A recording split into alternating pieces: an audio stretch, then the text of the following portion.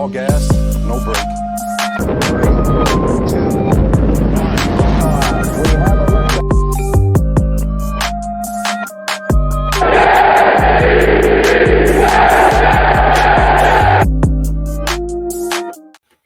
And now we have liftoff. Welcome to the Now We Have Liftoff New York Jets podcast.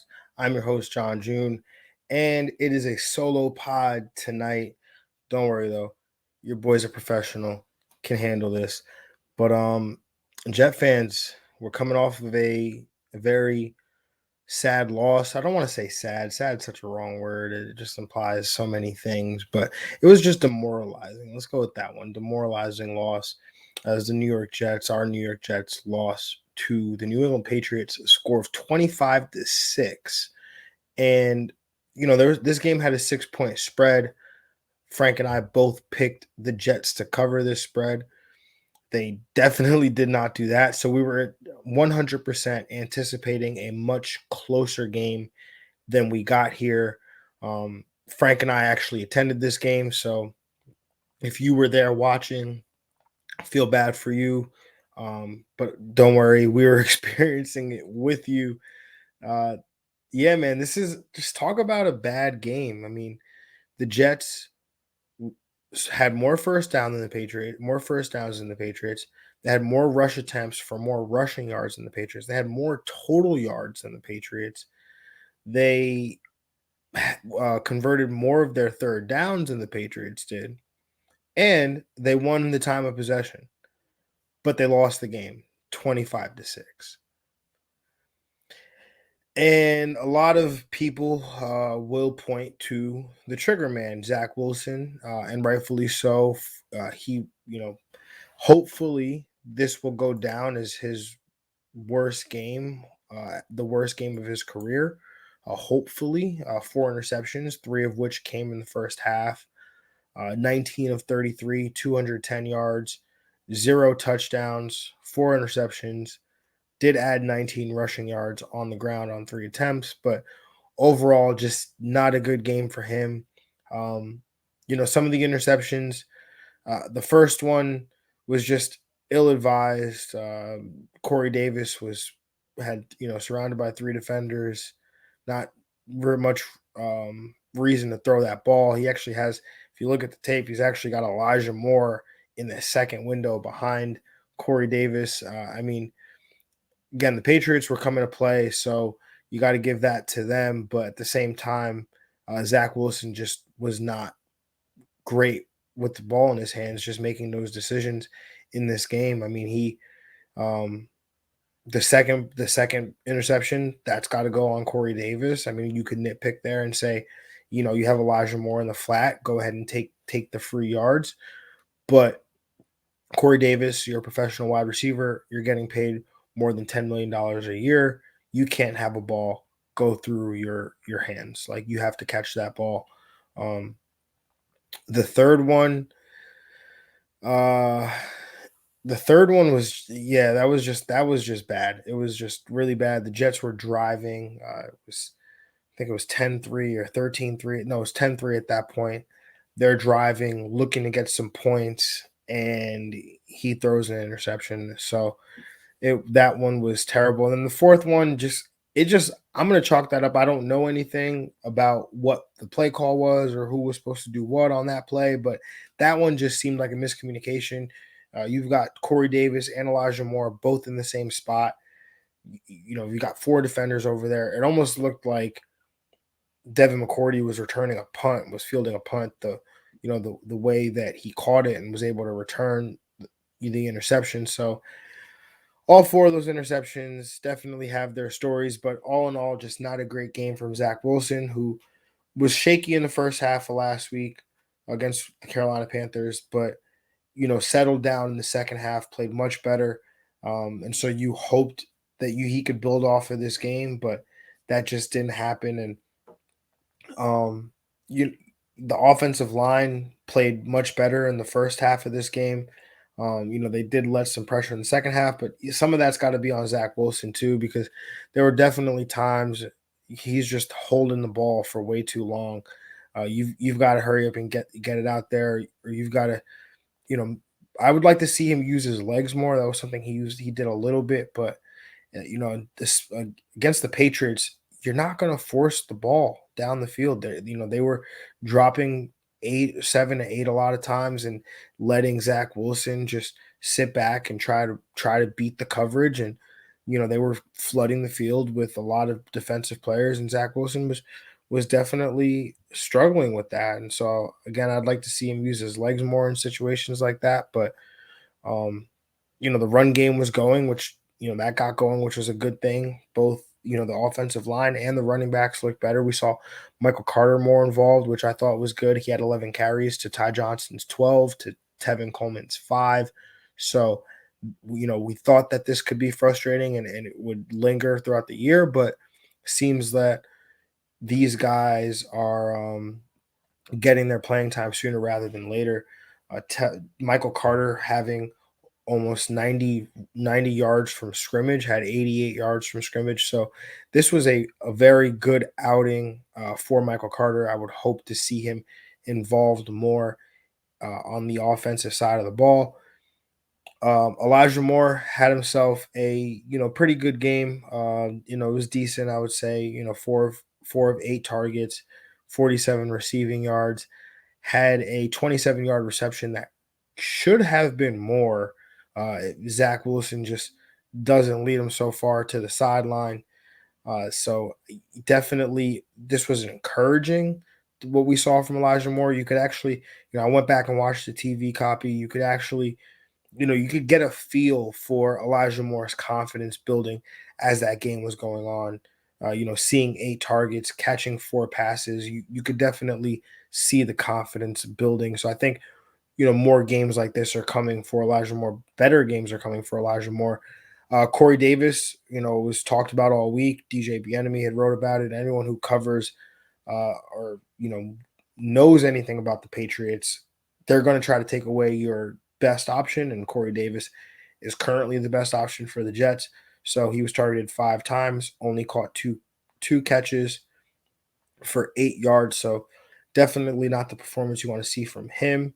Again, that drop, that's on him. So the drop that led to the interception, of course, that's on him. So definitely want to see better games like this, but you kind of expected the Patriots to do what they could to take them away. The thing that was surprising, though, was that we didn't see, star corner J.C. Jackson, the Patriots' current shutdown corner, with Stephon Gilmore out.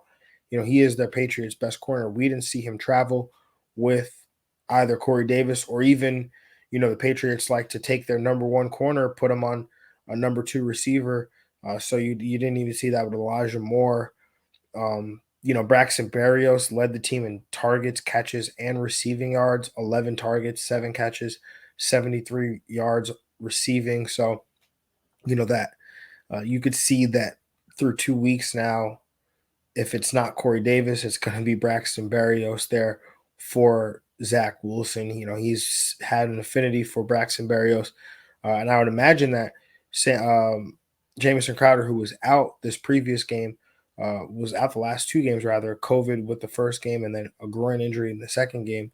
I'd have to imagine when he comes back to this offense that this role that's here that Braxton Berrios is playing might be his. So keep an eye out on that. Denzelmims was inactive for this game, which put a lot of people on tilt, yours truly included.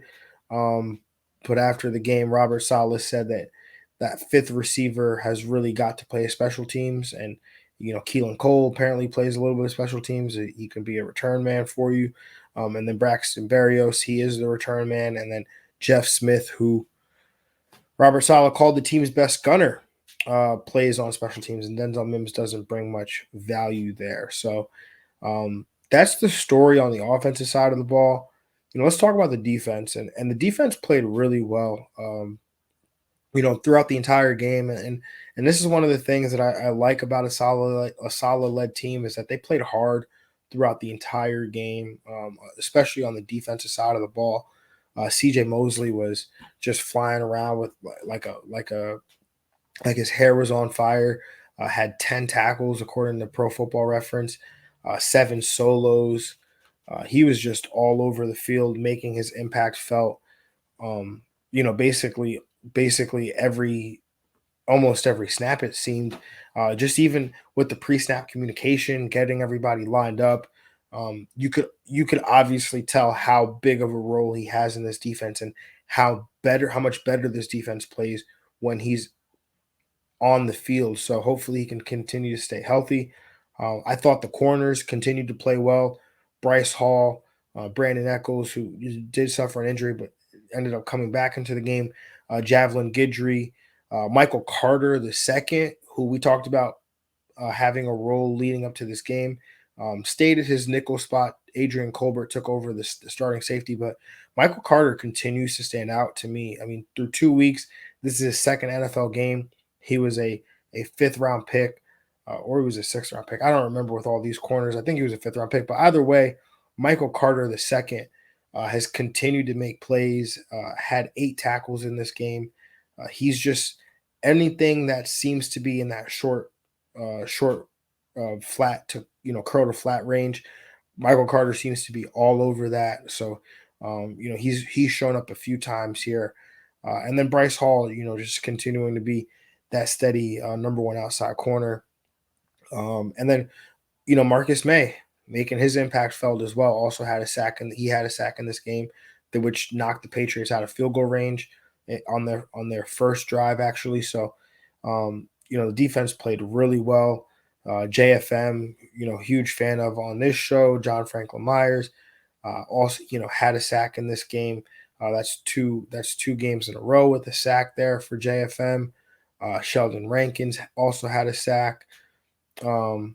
Quinn Williams, though, is somebody that I'm wondering where he's at. I haven't really heard his name through 2 weeks. Michael Nania, who of Jets X Factor, posted a tweet the other day, or I think it was yesterday, saying that his pressure rate is just as high, if not higher, than it was in 2020 through 2 games. So Jet fans need not worry. But at the end of the day, the thing that's sticking out to me is there's just no flashes, right? There's no quarterback hits, or he had 2 quarterback hits against Carolina, but I'm just not seeing the Quinn Williams we've even seen a more dominant Quinn Williams in less aggressive defenses in previous years, and now we're seeing Quinn in this defense where it's supposed to be attacking, and you look at guys like JFM and Sheldon Rankins and even Bryce Huff all make plays, but Quinn Williams has got 1 solo tackle, 3 assisted, no TFLs, 2 quarterback hits through 2 games. And it's discouraging for me, somebody who expected Quinn Williams to be, the star of this defense.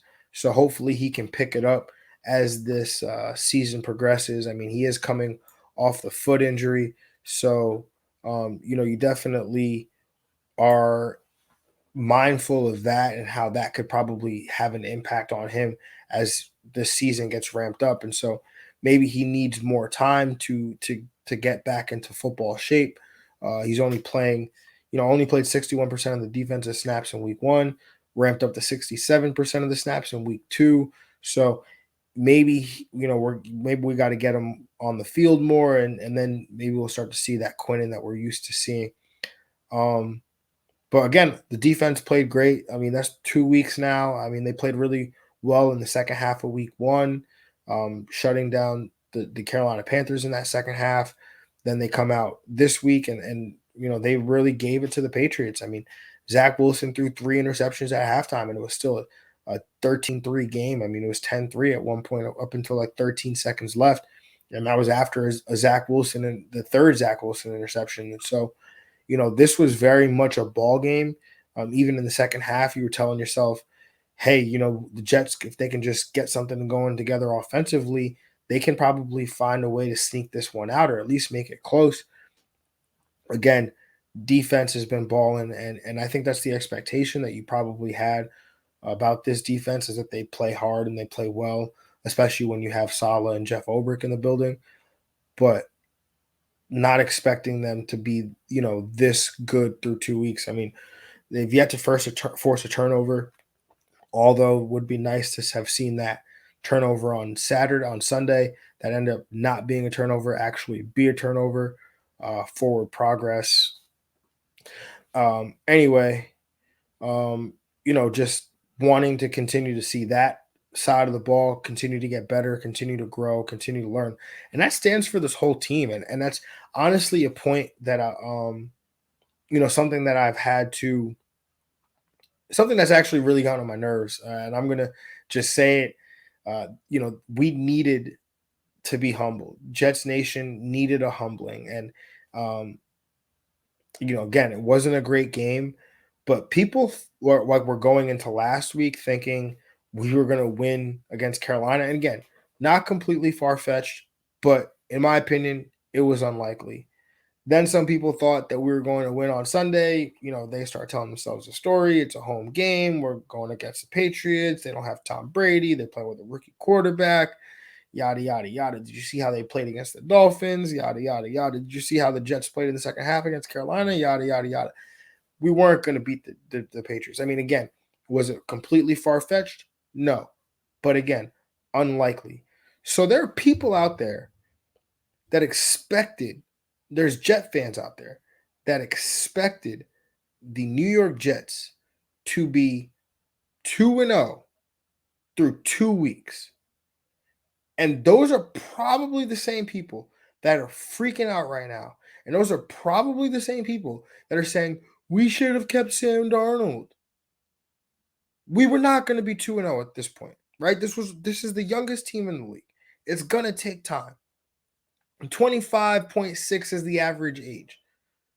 They're starting 7 to 8 rookies on both sides of the ball, playing starter snaps. This is going to be a process.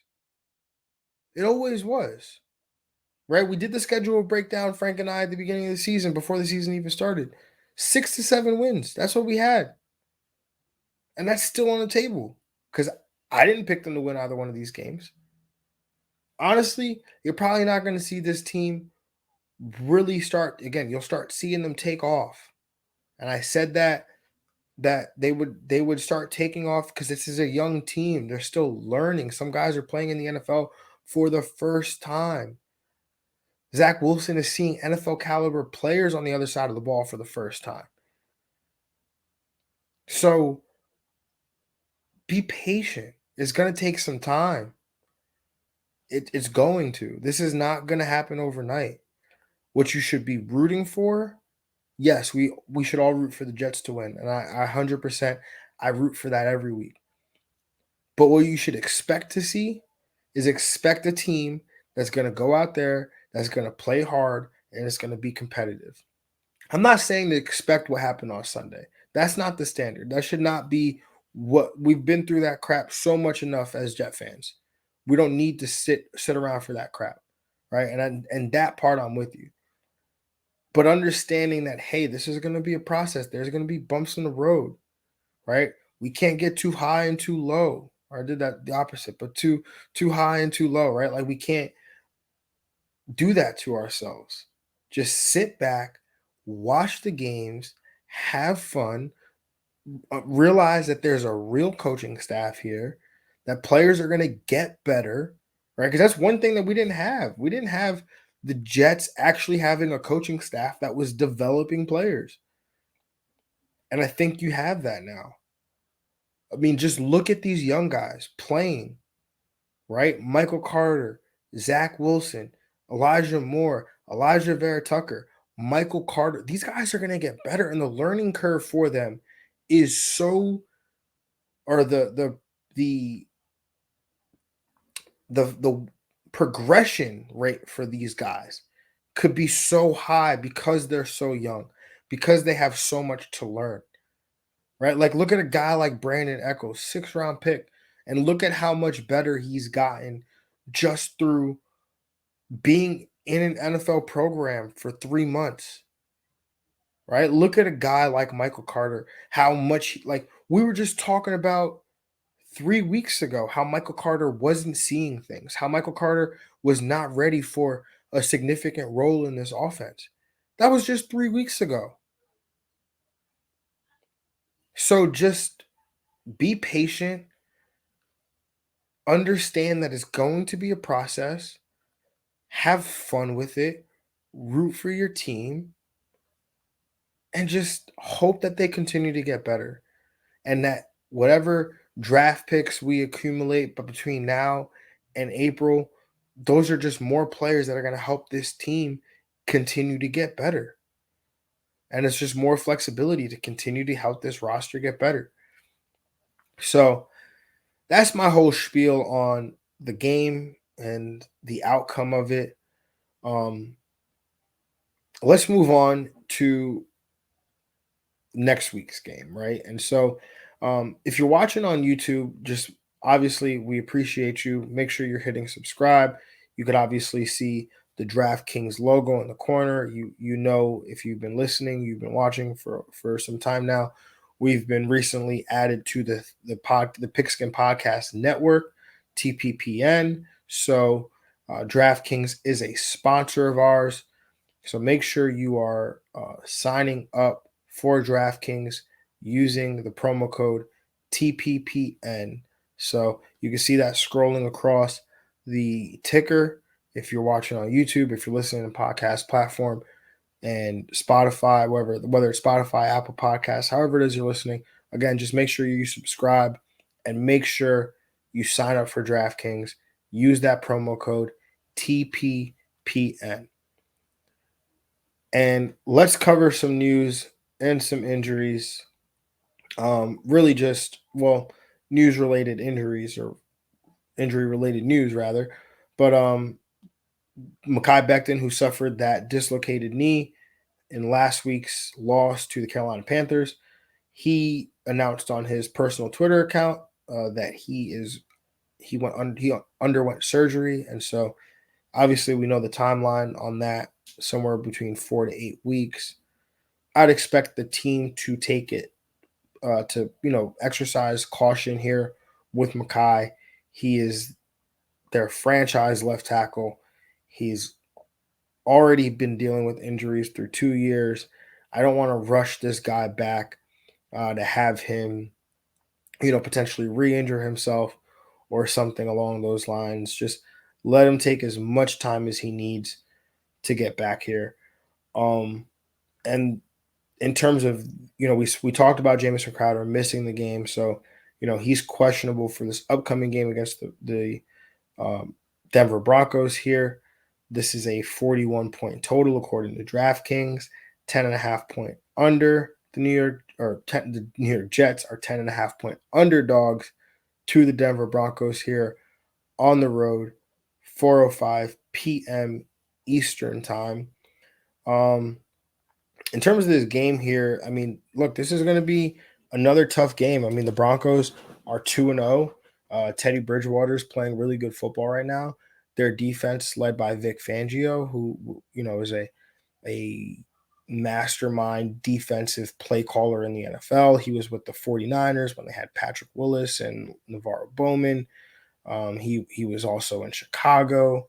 He has been in Denver most recently, but he is a lights out play caller on the defensive side of the ball. So this is going to be another tough one for Zach Wilson and our offense. Von Miller, he's playing as good as he has in recent years, coming off an injury. So it's going to be definitely a challenge for the offensive side of the ball. As far as the defense goes, I think they're going to have their hands full as well. I think they'll be able to withstand the run game of the Denver Broncos, which I think that's what they're going to try to do here with Javonte Williams, Michael Carter's college teammate, along with Melvin Gordon. They will try to pound the ball. I think that they're also going to try to, pound the ball, thus setting up their play action game to try to go down the field and go after the grown man known as Courtland Sutton. So that's going to be the challenge here. How do we stop Courtland Sutton, in my opinion? Because he is a bad, bad man, a grown ass man. So going to be something that we watch there as far as that goes. But that matchup, Noah Fant is also going to be interesting to see how we stop him. Another pass catcher for Teddy Bridgewater, the former New York Jet. So don't forget, it's a little revenge game for Teddy Bridgewater here.